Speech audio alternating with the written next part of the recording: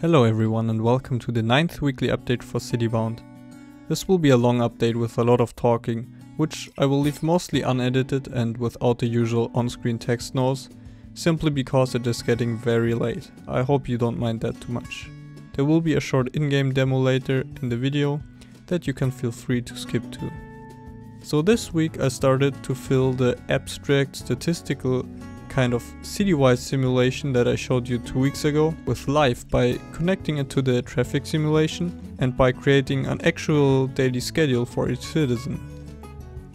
This was very complicated and a lot of work because first, many of the game subsystems that were separate so far now needed to work together, and secondly, before I could even get started with the implementation, I had to solve some complex and important conceptual questions that all arise by trying to combine both the micro and the macro worlds of a city into a simplified whole.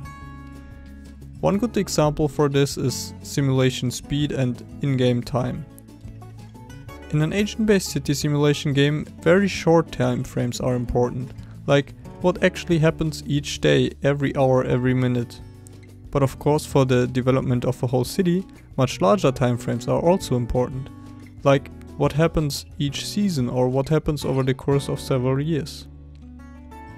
Now, how do you represent both kinds of time frames equally well, and how can it even be possible to experience both short and long time frames at the same time? I came up with a solution that I think manages to make that possible. I will obviously have to test this much more, but my initial feeling is that it will work quite well. It all starts with the mapping of one in-game minute to one real second. This means that one in-game hour is one real minute, and one in-game day is 24 minutes long. This is the best compromise that I could come up with for making the day-night cycle pleasant, and having somewhat believable car velocities, while not drastically over-representing the time it takes them to travel to places in the city. So now that we have established the short-term progression of time, for long time frames I basically took all the layers that our calendar and week system consists of and crushed them together. The result may sound weird at first, but again, it is the best compromise that I could come up with. It works like this. Each season only consists of 2 days. The year obviously has 4 seasons. That means that 1 year cycle, if you would play it at normal speed, would consist of 8 in-game days and would take between 3 and 4 hours. Now, with the whole mapping of time and place, I added the possibility to accelerate time by a factor of 4 to get faster progression, or even by a factor of 16 to quickly skip ahead in time. At full 16 times speed, 1 day now only takes 1.5 minutes, and a whole year only takes 12 minutes. Now that you can, I hope, at least imagine the time system that I will use, let me talk about how the life of a citizen in that time system actually works. Each citizen belongs to a household that shares resources. The essential 3 resources will be food, products and money. For this update I even left money completely out of the picture. Each member of a household will eat a fixed amount of food every day and will use the household's products a given number of times. As a first model, food is completely consumed of course, and new food must be bought often, but products persist. They do have a 1 in 10 chance of breaking on use though, so after that they have to be replaced with new products. Each citizen eats and uses products at fixed but slightly randomized point in the day. And similarly, citizens that found a workplace will go there in the morning and return in the evening. When a citizen tries to eat but their household has no food left, or there aren't any products to use, this citizen's happiness will decrease. At the lowest points, citizens might even move out of your city again. Although not included in this update, it will be the responsibility of each citizen to go shopping when their household's resources are low, and to manage their resources and money as best as they can. Well, this all was a lot of abstract info.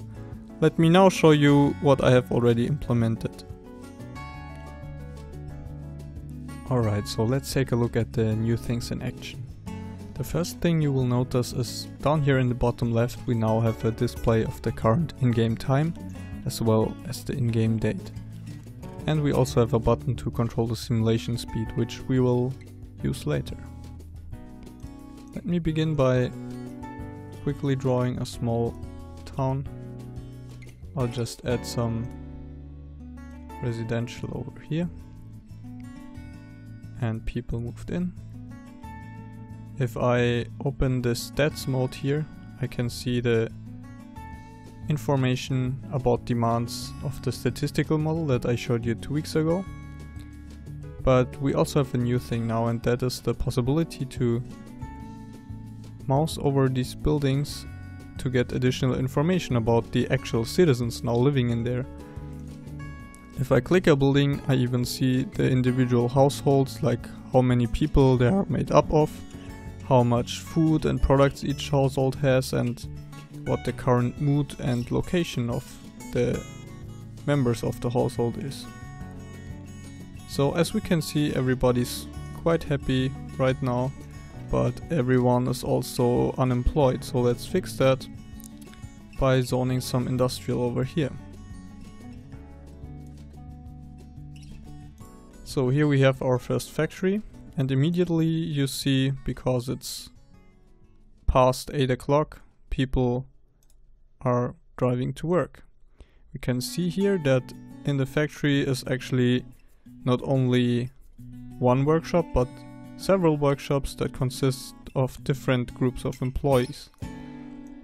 And again we can see all the different emotional states of the employees and what they're currently doing. So most of them are at work now, some still are at home, and some are currently driving to work.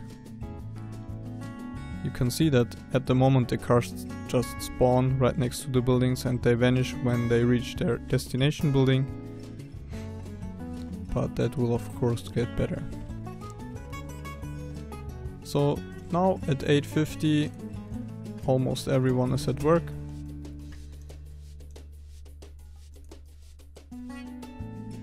And nothing much more happens. So let's take use of the time acceleration feature and turn the speed up to 4 times the normal speed, or even 16 times the normal speed.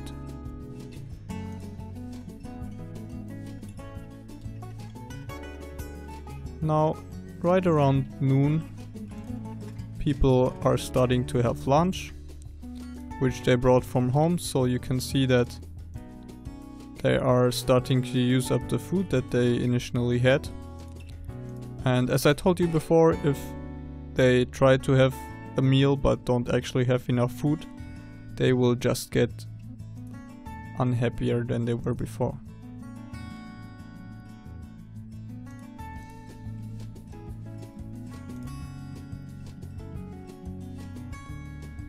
And we can also see that here.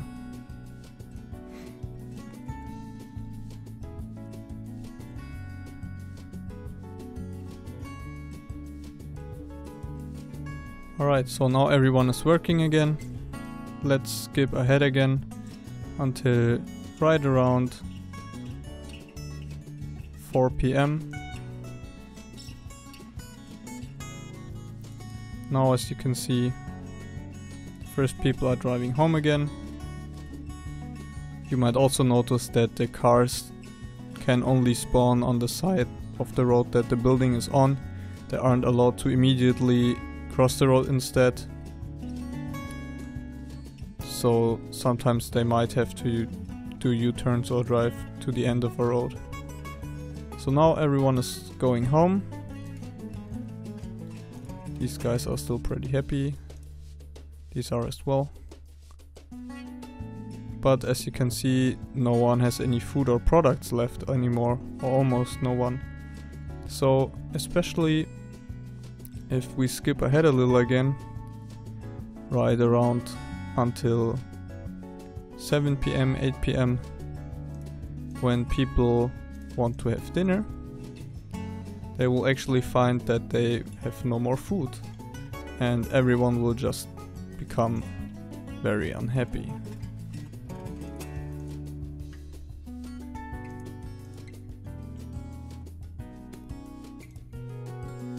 So this is kind of depressing. Why didn't I build any shops or stuff like that? Well, because as I said, everything is still very much work in progress. Jeez, these guys are feeling bad. And the agents don't actually know how to go shopping yet. So these poor people are all helpless in their lack of food and products, and will just all become more and more unhappy.